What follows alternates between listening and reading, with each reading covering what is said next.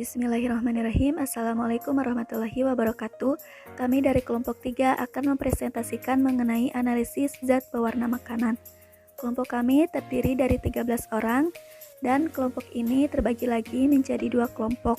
Nah, di dalam video ini beranggotakan Aditya Alif, Cindi Delviana Tanod, Puji Harjayanti, Imas Ratnasari, saya sendiri Irna Kusernawati, Nur Ariel, Salma Darmais, dan juga Puji Ainul Hafid.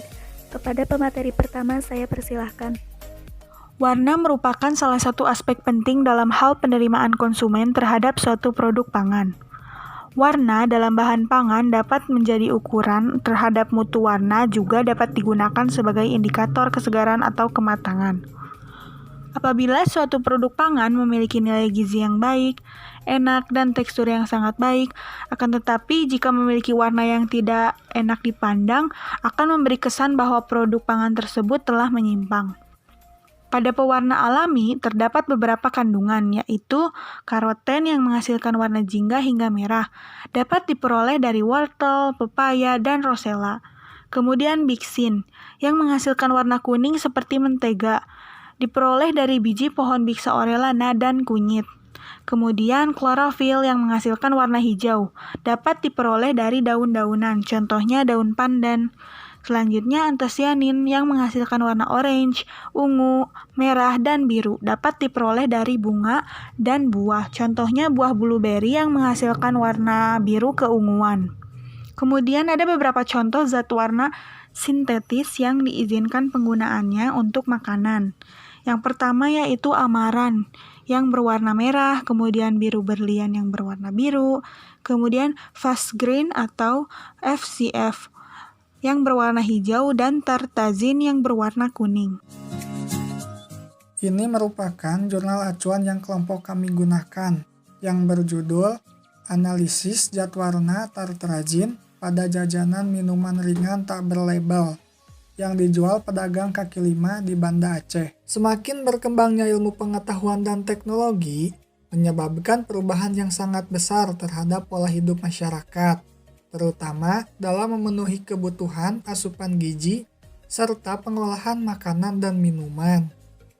Perubahan pola hidup dalam memenuhi kebutuhan gizi salah satunya adalah kebiasaan jajan. Meskipun jajan saat ini menjadi bagian yang tidak terpisahkan dari masyarakat, ternyata mempunyai resiko terhadap kesehatan. Hal ini disebabkan penggunaan bahan tambah pangan atau BTP oleh pedagang makanan dan minuman.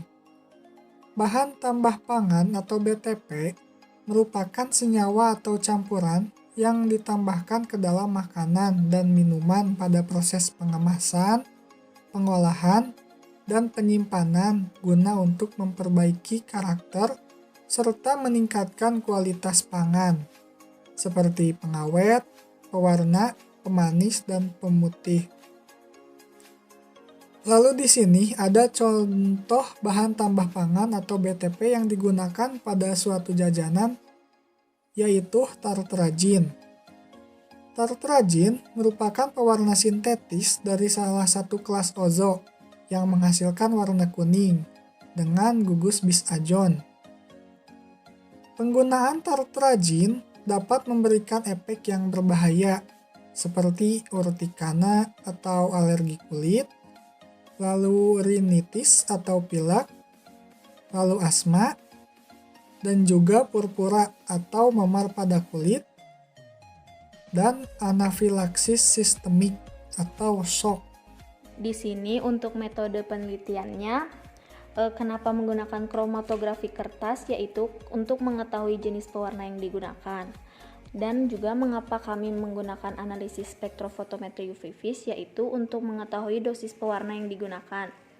Tartrazin ini juga merupakan pewarna sintesis dari salah satu kelas ozo yang menghasilkan warna kuning dengan gugus bis-azon, di mana R1, R2 adalah gugus aromatik. Dan juga selain itu memiliki gugus aromatik tartrazin yang juga memiliki gugus kromofor yang memiliki ikatan pi terkonjugasi. Untuk alat yang digunakan yaitu bejana, kromatografi, penangas air, neraca analitik, pipa kapiler, kertas saring Waltman nomor 1, benang wol bebas lemak, spektrofotometer UV vis, dan peralatan gelas lainnya. Untuk bahan yang digunakan, sampel, jajanan minuman ringan tak berlabel seperti es lilin dan es sirup kuning yang diambil dari penjual pedagang kaki lima di daerah Banda Aceh, cat warna tartrazin, metanol, asam asetat 10%, amonia 10%, etil metil keton, aseton, dan air. Untuk pengambilan sampelnya dilakukan di beberapa lokasi di daerah Banda Aceh yaitu Darussalam, Ule Kareng, Lampineng, Lam Gugup, dan Prada. Kemudian sampel dianalisis secara kualitatif dan kuantitatif dengan metode kromatografi kertas dan spektrofotometri UV vis. Oke teman-teman, untuk selanjutnya yaitu tentang analisis kuantitatif tartrazin menggunakan spektrofotometri ultraviolet visible, di mana spektrofotometri ultraviolet visible ini mengumpulkan data pada kisaran yang diinginkan dan akan menghasilkan spektrum senyawa yang dianalisis sebagai suatu grafik yang menggambarkan transmitan atau dikenal sebagai istilah absorbansi. Metode ini juga melibatkan suatu radiasi elektromagnetik cahaya atau yang dikenal sebagai suatu bentuk energi yang tingkah lakunya digambarkan dengan sifat-sifat gelombang dan partikel. Sifat-sifat optis radiasi elektromagnetik seperti difraksi paling sesuai dijelaskan dengan menggambarkan cahaya sebagai suatu gelombang. Mekanisme analisis kuantitatif dalam metode ini akan terjadinya penyerapan sinar ultraviolet dan sinar tampak oleh suatu molekul tartrazin, di mana penyerapan radiasi ultraviolet ini terjadi melalui eksitasi elektron dalam suatu molekul obat ke level energi yang lebih tinggi, atau eksitasi elektron dalam suatu molekul tartrazin ke level energi yang lebih tinggi. Nah, di mana terjadinya eksitasi ini melibatkan suatu transisi elektronik. Nah, transisi ini terjadi dari keadaan vibrasional bawah dalam keadaan elektronik dasar suatu molekul ke salah satu level vibrasional apapun dalam keadaan elektronik tereksitasi. Ada syarat yang harus dimiliki oleh suatu senyawa untuk bisa dianalisis menggunakan spektrofotometri UV vis, yaitu yang pertama yaitu memiliki gugus kromofor dan juga auxokrom. Nah, pada senyawa tartrazin ini memiliki senyawa gugus kromofor dan juga auxokrom.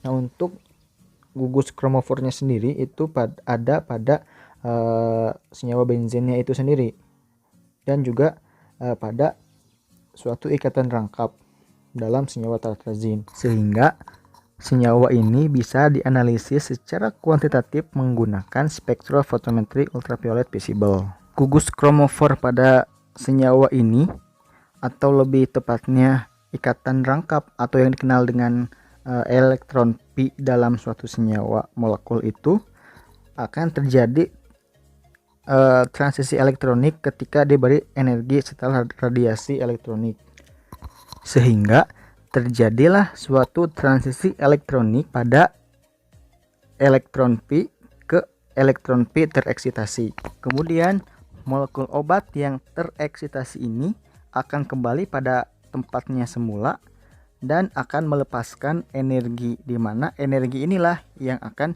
dideteksi oleh detektor gitu kan ya, dan detektor akan mengukurnya sebagai nilai dari absorbansi.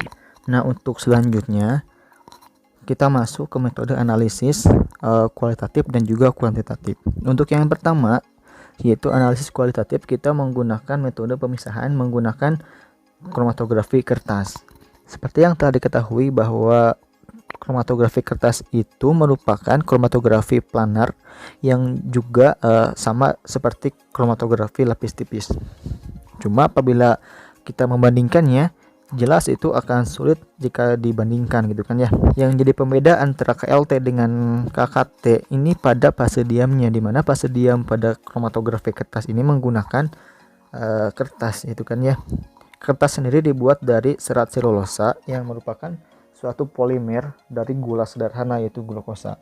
Nah, pada kertas ini mengandung sekali banyak gugus hidroksil sehingga memiliki sifat yang begitu polar ya, dan akan mengikat air yang juga polar juga gitu kan. Kemudian prinsip dasar dari kromatografi kertas ini adalah kesetimbangan konsentrasi antara komponen-komponen yang dituju antara dua fase yang tidak saling campur, yaitu fase diam dan juga fase gerak tentunya. Kemudian juga yang menjadi prinsip dasarnya yaitu perbedaan migrasi senyawa-senyawa yang berperan pada pemisahannya sehingga kedua fase dibuat mempunyai kelarutan atau afinitas yang berbeda.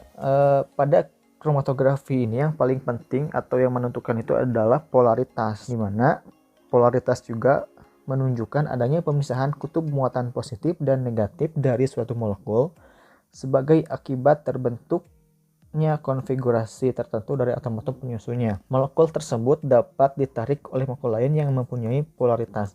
Jadi apabila molekulnya polar, maka akan tertarik oleh molekul lain yang bersifat polar juga. Begitu juga yang sebaliknya, yaitu yang nonpolar.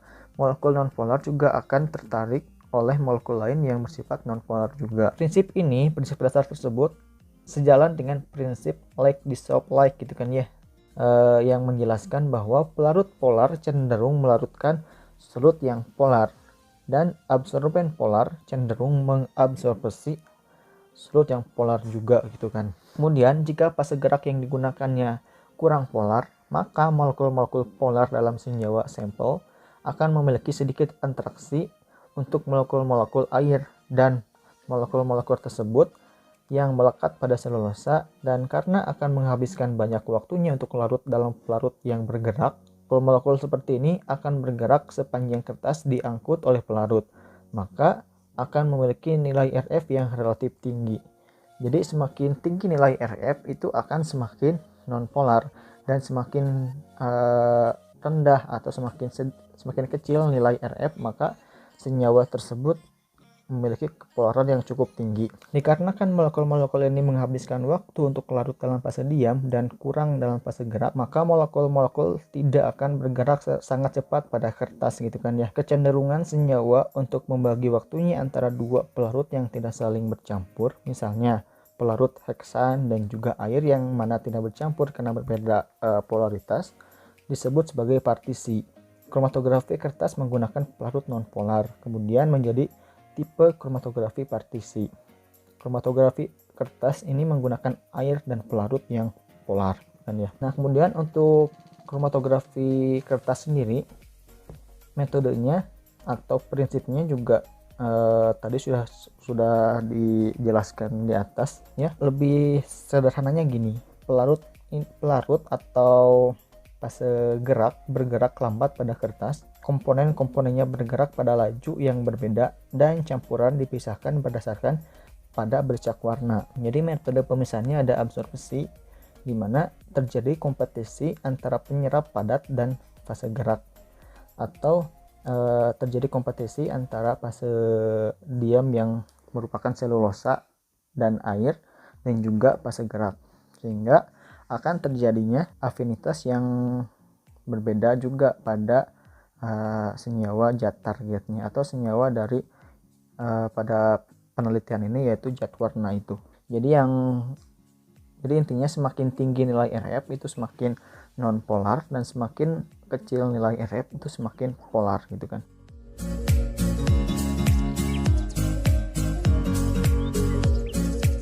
Yang selanjutnya ada sifat fisikokimia dari tartrazin. Yang pertama ada pemerian. Tepung berwarna kuning jingga, kelarutan, mudah larut dalam air, sedikit larut dalam alkohol 95%, mudah larut dalam gliserol dan glikol. Stabilitas, tahan terhadap asam asetat, HCl, NaOH 10%. Inkompatibilitas, penambahan NaOH 30%, dapat berubah warna menjadi kemerah-merahan. Yang selanjutnya ada penyimpanan dalam wadah tertutup baik, kegunaannya yaitu sebagai pewarna. Yang selanjutnya ada kadar tartrazin yang diperbolehkan di Indonesia. Batas normal pewarna tartrazin diizinkan oleh pemerintah Indonesia berdasarkan Peraturan Menteri Kesehatan Republik Indonesia nomor 722-Men-Kes-Per-9-88 tentang bahan tambahan makanan adalah 70 mikrogram per mililiter produk siap dikonsumsi untuk minuman dan makanan cair. Sedangkan berdasarkan WHO adalah 0 sampai 7,5 mg per kilogram. Sedangkan LD 50 dari tartrazin itu sebesar 6.000 sampai 10.000 mg per kilogram pada tikus menurut anonim pada tahun 2002. Selanjutnya, saya akan menjelaskan hasil penelitian dari jurnal ini.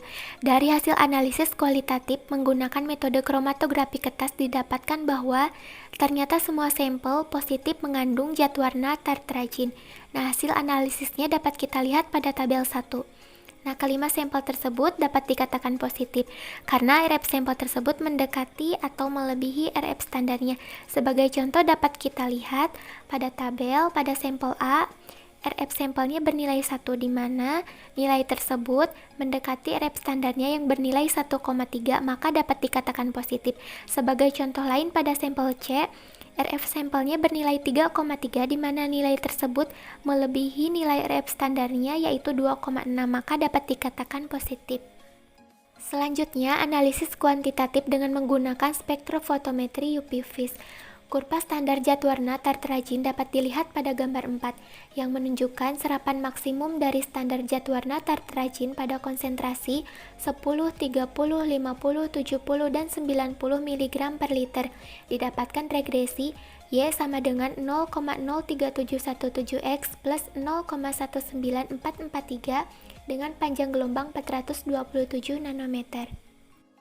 Hasil analisisnya dapat kita lihat pada tabel berikut ini, yang menunjukkan bahwa penggunaan zat warna tartrazin pada sampel jajanan minuman yang tak berlabel ini ternyata melebihi batas maksimum yang diserap oleh tubuh, yaitu sekitar 7,5 mg per kilogram per hari berdasarkan ADI atau Acceptable Daily Intake. Hal ini berarti jika sampel dikonsumsi secara terus-menerus akan menyebabkan kerusakan bagi tubuh kita. Selain itu bisa menyebabkan kerusakan saraf, kelainan sel, kelainan kulit, serta akan menyebabkan kanker usus.